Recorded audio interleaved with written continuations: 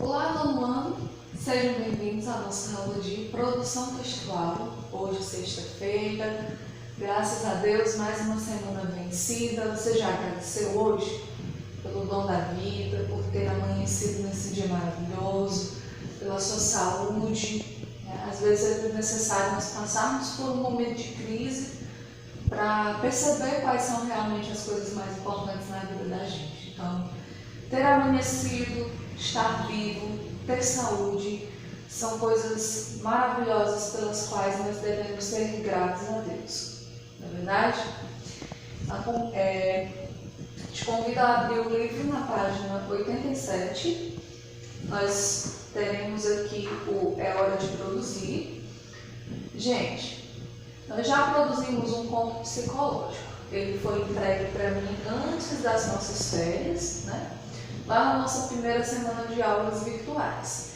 E o que aquele conto psicológico pedia? Ele pedia que a gente analisasse a duplicidade de sentidos de uma palavra. Então você ia escrever o seu texto, trazendo uma palavra em específico e dando para ela duas narrativas. Uma narrativa exterior e uma narrativa interior. Os aspectos ou positivos ou negativos daquela palavra, daquela expressão. Na nossa produção de hoje, nós vamos seguir essa mesma linha. Só que agora nós não vamos nos basear em uma palavra só. Nós vamos delimitar uma narrativa exterior ao indivíduo e uma narrativa interior ao indivíduo. Calma, vai dar tudo certo, eu vou explicar para vocês. Página 87, acompanhe comigo a leitura do nosso texto de apoio. Antes de começar a escrever, a seguir você vai analisar o enredo de um conto psicológico muito conhecido, Eu Estava Ali Deitado, do escritor mineiro Luiz Vilela. O conto traz duas narrativas paralelas, uma exterior, aparente, e outra interior, psicológica. Então são essas duas narrativas que a gente tem que se atentar, as que nós precisamos nos atentar. Primeiro, a narrativa exterior. É aquilo que dentro da história todas as pessoas que estão do lado de fora vão poder perceber. A narrativa interior é a psicológica. Então ela vai estar voltada para os sentimentos, para as emoções daquele personagem.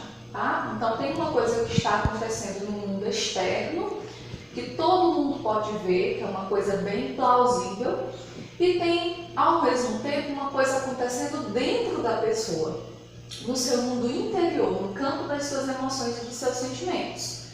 Quer um exemplo? O conto Esperança, da Clarice Lispector. Lembra?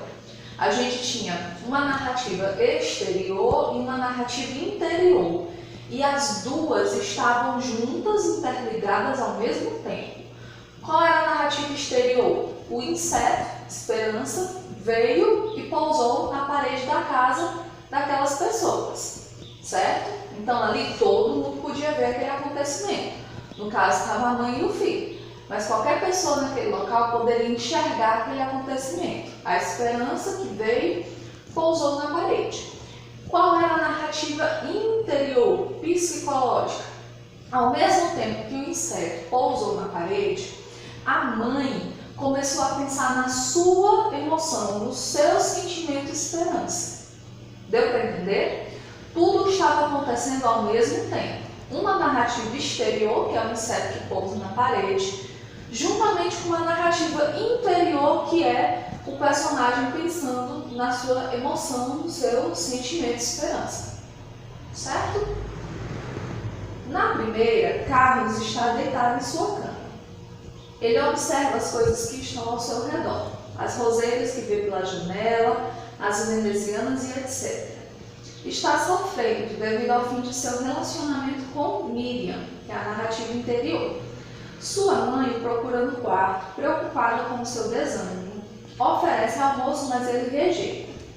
A mãe e o pai de Carlos almoçam em silêncio. Depois, o pai vai até o quarto de Carlos, procura conversar com ele e o convida para um passeio, mas ele também não aceita. O pai sai e Carlos continua deitado, pensando em Miriam. Para tentar esquecê-la, ele conta até 500. recorda o nome de todas as capitais do Brasil e da Europa, relembra o nome de diversos rios e montanhas, se remete na cama várias vezes. No final do conto, Carlos se surpreende novamente olhando as roseiras e as venezianas da janela, exatamente como no início do conto. Então aqui, ó, duas narrativas. A narrativa externa, o personagem observando o quarto onde ele estava, janelas venezianas, roseiras. Narrativa interna, o personagem sofrendo pelo rompimento de uma relação amorosa, certo? Então existe no conto psicológico duas narrativas muito bem delimitadas. Uma narrativa externa, aquilo que todo mundo pode ver, um fato notório que está acontecendo e pode ser observado por qualquer pessoa, e ao mesmo tempo a narrativa interna, aquilo que o personagem está sentindo em si mesmo, suas emoções, seus sentimentos, suas memórias, tá? E essas duas narrativas não estão separadas, elas vão atuar conjuntamente, vão estar interligadas e vão funcionar ao mesmo tempo. Acho que isso é a parte mais complicada na hora de estruturar o conto psicológico, porque você precisa juntar uma narrativa exterior com a narrativa interior e fazer com que elas duas andem interligadas, unidas ao mesmo tempo, ok? Então, o que é a proposta? O que realmente vocês precisam fazer?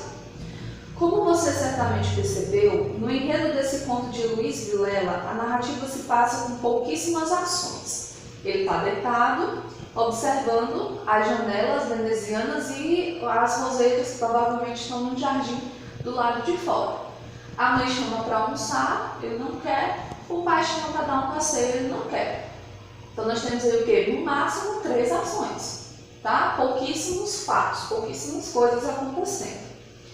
Destaca-se o monólogo interior. Lembra, o monólogo é aquela conversa que o personagem tem consigo mesmo, tá? Ele conversa sozinho ali com seus pensamentos, emoções, sentimentos, tá? Monólogo.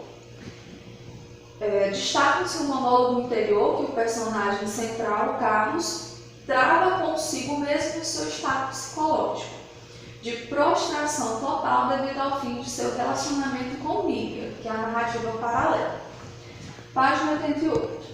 Agora, sua missão será produzir um conto psicológico com base nesse enredo, procurando realizar as duas narrativas propostas. Novamente eu enfatizo, o seu texto precisa ter duas narrativas, a narrativa exterior e a narrativa interior. Importante, elabore outro conflito psicológico para o personagem protagonista.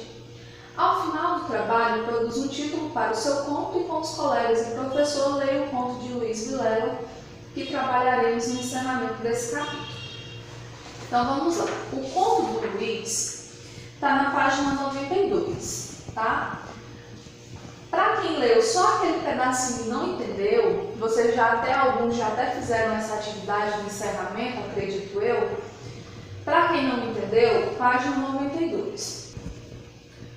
Ok, então você vai na página 92, aqui está o conto, você vai ler o conto. Vai da página 92 até a página 94, certo? Voltando lá para a nossa produção. Planejamento. O primeiro passo para planejar o seu conto é definir o enredo, deixar clara a progressão, começo, meio e fim. Para produzir o seu conto com mais facilidade, pense nessas questões. Primeiro, como será a situação inicial do conto? Qual é o conflito, qual é a situação inicial que vai fazer com que o personagem entre nessas duas narrativas?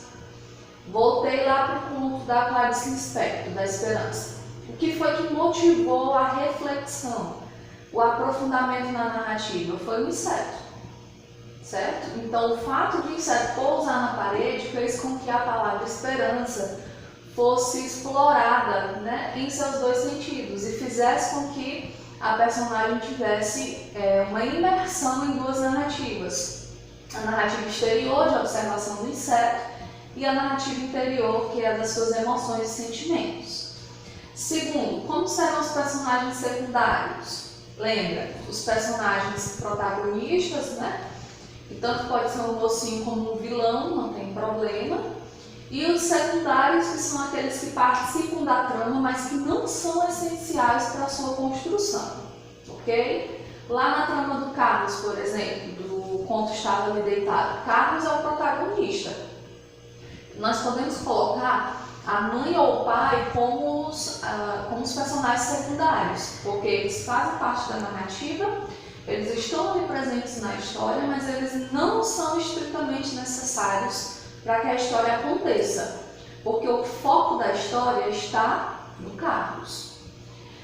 Terceiro, qual será o conflito psicológico vivenciado por Carlos? Entendam, acho que ainda não tinha explicado essa parte. Vocês vão produzir o conto psicológico com base nesse personagem, o Carlos.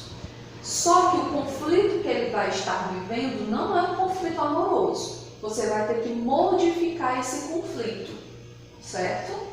Então, aqui no conto original, ele está sofrendo pelo rompimento da sua relação amorosa com a Miriam. Mas e na história que você vai escrever? O que está acontecendo? Pode ser qualquer situação, qualquer motivação que tenha influenciado Carlos a entrar nessa narrativa, a acessar os seus pensamentos e as suas memórias, tá bom? Quarto, como que será o desenlace desse conflito, ou seja, como que isso vai se resolver? Tem como resolver esse conflito que você escolheu? Imagine. Quinta, procure caracterizar física e psicologicamente o seu protagonista, mostrando ao leitor como ele está se sentindo. Sexta, quem será o antagonista?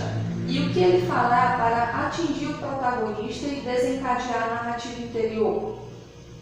E aí, lá na história do Carlos e Miriam, a gente pode dizer que o Carlos é o protagonista e a Miriam é a antagonista, porque é ela que está fazendo com que o sentimento de solidão, digamos assim, do Carlos se manifeste. Então, lembra que o antagonista não precisa ser necessariamente um vilão na história, mas ele precisa ser aquela pessoa que vai de encontro ao protagonista, por exemplo, certo? Que vai fazer alguma coisa que vai afetar o protagonista. Então, não precisa ser um vilão, tá? Mas uma pessoa que vai desencadear alguma ação negativa em direção ao protagonista. E a sétima, como será o ambiente que se desenvolverá toda a cena. Então vamos lá. Vocês vão escrever o conto psicológico com base nas duas narrativas. Uma narrativa interior e uma narrativa exterior. Até aí tudo bem, certo? O conto Eu Estava Ali Deitado vai ser o conto base para você desenvolver a sua história. Você vai utilizar este personagem, o Carlos. Só que aqui o Carlos está sofrendo por causa do rompimento de uma relação amorosa.